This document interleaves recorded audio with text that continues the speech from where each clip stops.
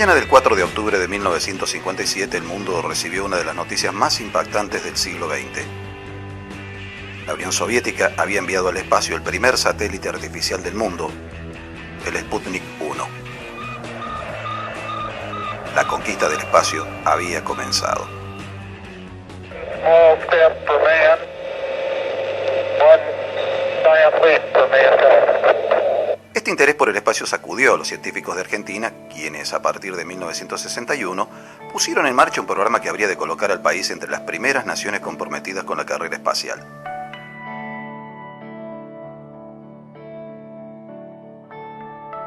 En un hecho poco conocido, el 23 de diciembre de 1969, Argentina se convirtió en el cuarto país del mundo en enviar un mono al espacio.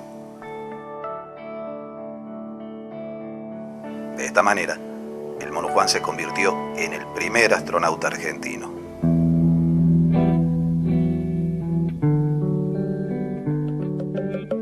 El comodoro retirado ingeniero Luis Antonio Cueto fue uno de los responsables del programa espacial argentino. Participó en más de 150 experiencias entre 1960 y 1973. Hoy es el director del Museo Universitario de Tecnología Aeroespacial de la ciudad de Córdoba. Ustedes recordarán que después de la Segunda Guerra Mundial hubo una gran competencia entre las potencias vencedoras. Esa competencia se volcó bastante a las conquistas espaciales. Las noticias llegaron a la Argentina y nuestros profesionales, siempre inquietos por este tipo de desarrollos, tuvieron una reacción parecida a lo que ocurrió en el año 20 y pico con la aeronáutica, donde las noticias que llegaban de Europa motivaron a hombres como Newbery, Anchorena, Macri, Macías a desarrollar aviones. En el año 27 se crea la Fábrica Militar de Aviones, lugar donde ahora estamos conversando.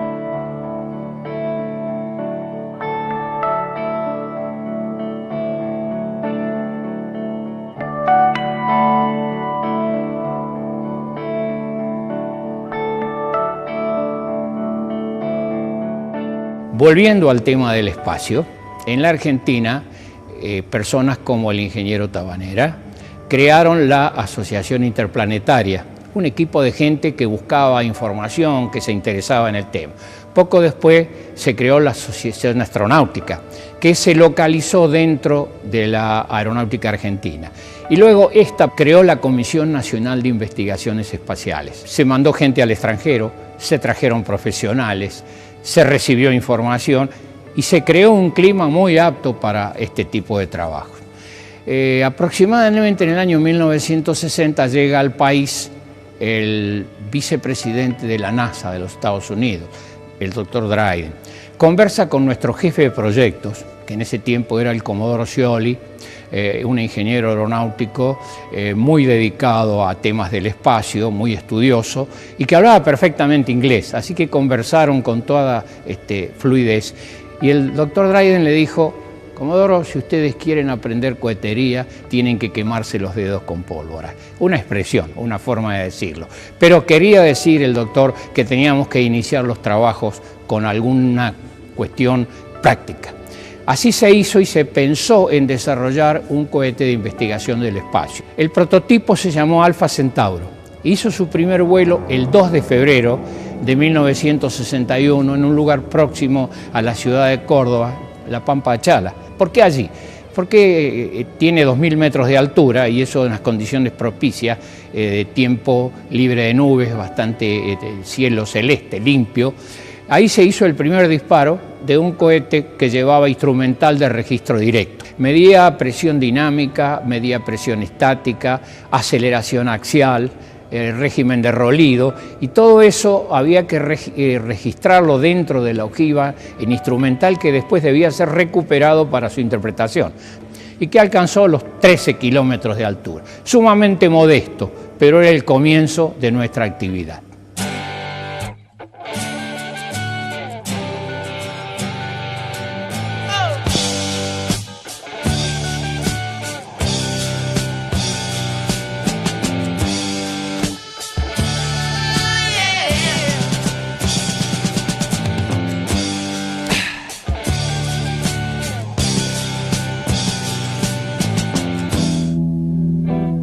Acá dentro de la fábrica de aviones se hacían los vehículos, las cargas útiles, los instrumentos, etcétera, etcétera, con toda la experiencia que se tenía de la fabricación de aviones. La familia de cohetes comienza en el año 1961, pero sigue, y en el año 1972 ya nuestro país lanza un cohete a 500 kilómetros de altura. En esa década, que fue muy productiva, se hace toda una familia de cohetes. El Alfa Centauro en 1961, el Beta Centauro en el 62, el Gamma Centauro, con el cual en febrero de 1965 se realizó un lanzamiento desde la Antártida, el Orión, proyecto con el que se logra superar la barrera de los 100 kilómetros de altura, el Canopus, el Rigel, y por último el Castor, que es el vehículo más grande producido en los talleres del instituto para llevar a 500 kilómetros de altura una carga útil de 50 kilos de peso, alcanzando de esta manera las fronteras mismas del espacio exterior. El Castor era un cohete con una primera etapa en racimo, 4 motores en racimo, Canopus 2, y un motor en la parte superior, que era la segunda etapa. El racimo daba un empuje de 10 toneladas, 2.500 kilos cada motor, y la segunda etapa, 2,5 toneladas. ¿Por qué usamos racimo? Y no teníamos cohetes grandes. Cuando el equipo se traslada hacia Falda del Carmen y los trabajos se llevan en la planta, en la nueva planta de propulsión y de fabricación de motores cohetes de Falda del Carmen, ahí se logran motores de 500 milímetros, 800 milímetros y 1,50 m de diámetro. Entonces ahí ya se estaba en condiciones de pensar en hacer un vehículo de 4 etapas para ser lanzador de satélite de un satélite argentino. Antes de que el ser humano fuera lanzado al espacio en un vuelo tripulado, otras especies de animales fueron utilizadas para investigar los efectos biológicos de estos viajes. Tal vez Laika sea la perra más famosa, ya que fue la primera de su especie en orbitar la Tierra en noviembre de 1957. Al menos una decena de perros y monos entraron en órbita antes de que lo hiciera un ser humano. Argentina fue pionera en materia de experiencias biológicas. En abril de 1967 se concibió el denominado Proyecto Bio, consistente en lanzar al espacio pequeños animales de laboratorio a recuperar, entre ellos ratas y un mono. Cada vez que se hizo un lanzamiento de un cohete, siempre había un grupo científico paralelo que aprovechaba las mediciones tomadas en el vuelo. Un grupo de gente que estaba ubicada en el Instituto Nacional de Medicina Aeronáutica Espacial, consideró oportuno hacer mediciones con seres vivos durante el vuelo de cohete. El primer vuelo se hizo con una rata. La pequeña rata fue muy útil porque permitió poner a punto los dispositivos sensores. E inmediatamente después queríamos ir a algo mucho más importante, a un hombre pequeño. Un hombre pequeño es un mono. Entonces tomamos un mono caí de 1,5 kilos de peso, oriundo de la selva misionera argentina, y con ese pequeño animal se hicieron estudios a bordo de un cohete Canopus, con una carga útil engrosada, o sea, la punta del cohete donde iba el cono estaba engrosada con respecto al calibre del motor para permitir que entrara el mono sentadito y todo el instrumental adecuado para las mediciones. Ustedes pueden ver la cápsula que llevó a la rata mucho más pequeña y más adelante el motor cohete que llevó a 82 kilómetros al mono Juan, o sea, un vuelo suborbital con un mono, y el asiento, ese asiento es muy interesante porque coloca al mono en una posición donde las aceleraciones no lo dañen. En lo posible las aceleraciones deben entrar transversales al cuerpo del animalito, porque si fueran de cabeza a los pies se quedaría sin sangre el cerebro, y si fuera de pies a cabeza las aceleraciones, habría tanta congestión en el cerebro que podía hacerle daño. La forma más inocua es que las aceleraciones sean transversales al cuerpo del animalito.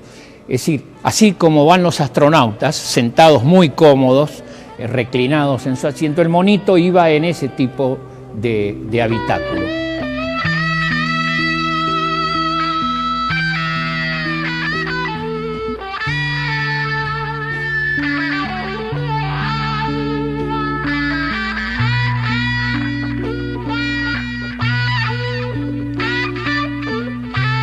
Aparte de eso, teníamos que eliminar la orina, teníamos que constipar al animalito, teníamos que tener una temperatura constante no mayor de 25 grados adentro de la cápsula, a pesar de que afuera había 800 grados.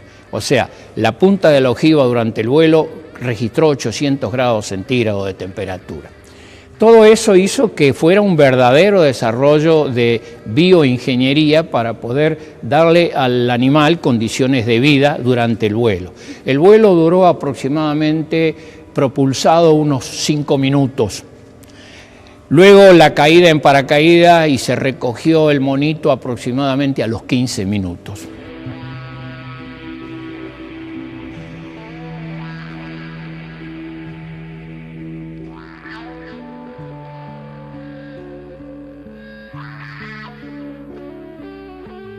El cohete Canopus 2, en el cual realizó el vuelo suborbital el mono Juan. ¿Por qué digo suborbital?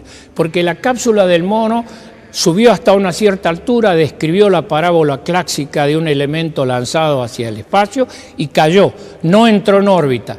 Para haber entrado en órbita tendría que haber llegado a una determinada altura y tener una velocidad tangencial tal cuya fuerza centrífuga equilibrara la atracción de la Tierra y se mantuviera girando alrededor de la misma en órbita.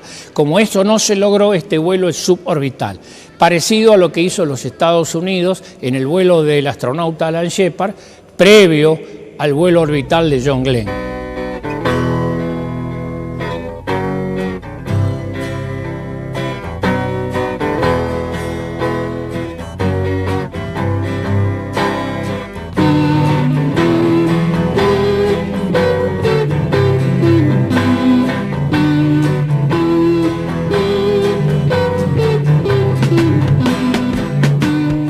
La secuencia del vuelo era la siguiente: la partida, o sea, el arranque del motor, aproximadamente a los 6-7 kilómetros el motor se apagaba y luego por inercia seguía volando y ascendiendo hasta los 82 kilómetros de altura, bastante fuera de la zona de la atmósfera. Recuerden ustedes que normalmente los aviones que vuelan más alto no lo hacen más allá de 14-15 mil metros. Juan voló a 82 kilómetros. En el vértice de la trayectoria se separaba la carga útil con el habitáculo del mono del motor. El motor caía a tierra y la cápsula desplegaba unos frenos aerodinámicos. Había que irla frenando para que cuando se desplegaran los paracaídas no se rompieran por efecto de la alta velocidad. Primero se desplegaban unas aletas en forma de pétalo, parecido a lo que pasa con la semillita del eucaliptus cuando cae suavecito y girando porque abre unos pétalos.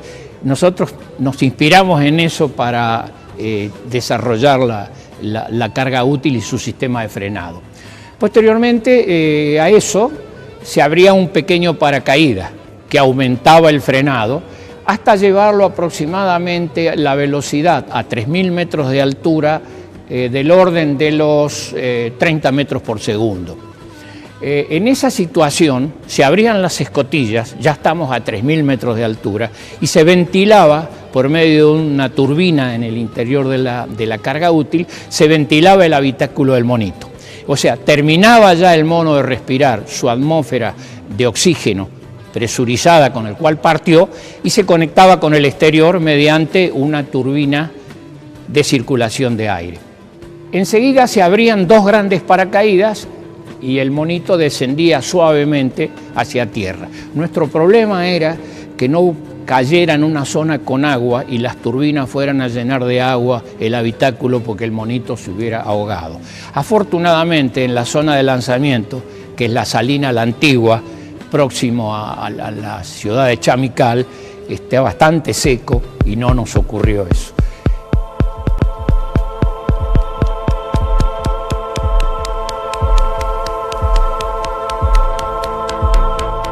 La mañana en que colocamos el cohete en la rampa de lanzamiento, con el mono Juan en su interior, era una mañana muy diáfana, muy linda, una temperatura agradable, fresca. El monito estaba sentado, por supuesto, estaba sedado. Es imposible mantener quieto un animal de estas características confinado adentro de una cápsula. El mono, durante el vuelo, iba a ir respirando, iba a ir transformando ese oxígeno, exhalando anhídrido carbónico. El anhídrido carbónico lo retenía un filtro de cal soda y habíamos calculado que la autonomía que tenía de oxígeno eran de 15 minutos.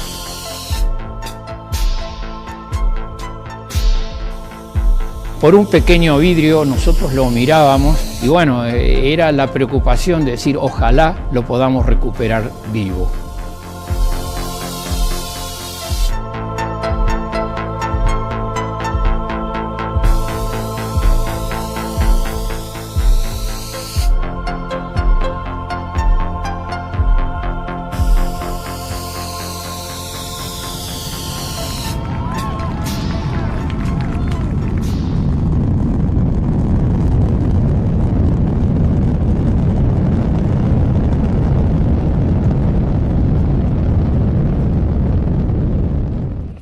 Lamentablemente una corriente de chorro la llevó mucho más lejos de lo previsto y hubo instantes que tuvimos mucho temor de perderla, pero se la pudo localizar, se la pudo encontrar y entonces se llamó al helicóptero de recuperación.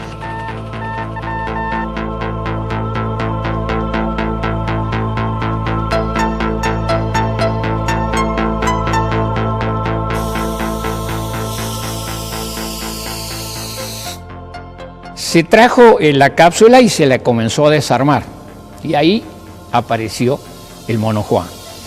Tenían una pequeña escotilla de observación, abrieron esa tapita y vieron que el mono Juan estaba bien y con vida. Así que todos nos pusimos muy contentos en el área de lanzamiento sabiendo de que el vuelo había sido totalmente exitoso.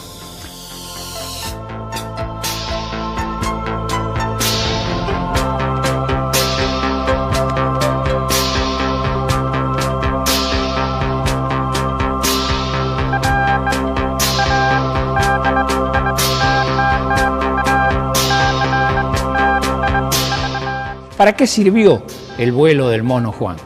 La utilidad fue poner a punto un sistema que permitiera a un piloto, haciendo acrobacia en su avión, ser chequeado sus parámetros físicos por médicos que estaban en tierra. Porque antiguamente usted hacía una investigación biológica de un piloto sentadito en su camilla en un consultorio. Otra cosa es muy distinta, sometido a aceleraciones, haciendo acrobacia a bordo de un avión. El vuelo del mono Juan permitió que esos estudios se pudieran hacer después en aviones con personas. Hubo dos ideas que primaron en el equipo de trabajo. La primera, el vuelo humano. La segunda es poder tener un lanzador de satélite argentino. Es decir, que nosotros poder poner en órbita nuestros satélites con cohetes nacionales. Lógicamente, trabajando después, cuando se instaló la planta de los grandes motores de Falda del Carmen, se hizo el Cóndor y el Cóndor tenía 80 centímetros de diámetro y podía producir motores Falda del Carmen de 1,50 m de diámetro. Indudablemente que ahí hubiéramos estado ya en condiciones de poder fabricar un lanzador de satélite de 4 etapas a propulsante sólido. El vuelo de seres humanos siempre lo tuvimos presente. Indudablemente aquel que planifica un vuelo con un animal mono está pensando en el que alguna vez pueda tener una cosa suficientemente importante como para mandar a una persona. Es más, hubo voluntarios que después del vuelo del mono ya escribieron diciendo que ellos con gusto irían dentro de la cápsula para un vuelo. Imagínense ustedes que la tecnología y la capacidad del vehículo para una persona que no baja de los 60, 70 kilos, en el mejor de los casos, tiene que ser mucho más desarrollada y evolucionada que lo que usamos con un monito de 1,5 kilos. Pero la idea la tuvimos siempre.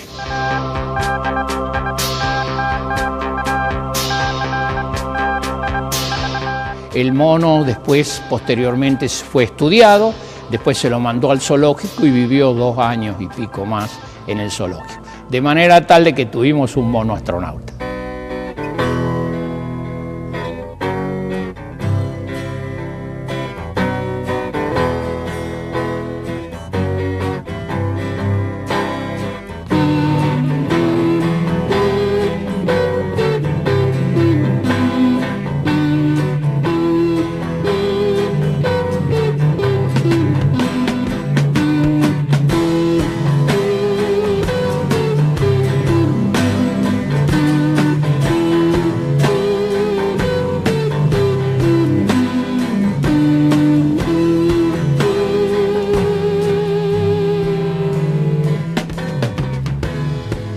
Beso mares de algodón sin mareas, suaves son, sublimándolo,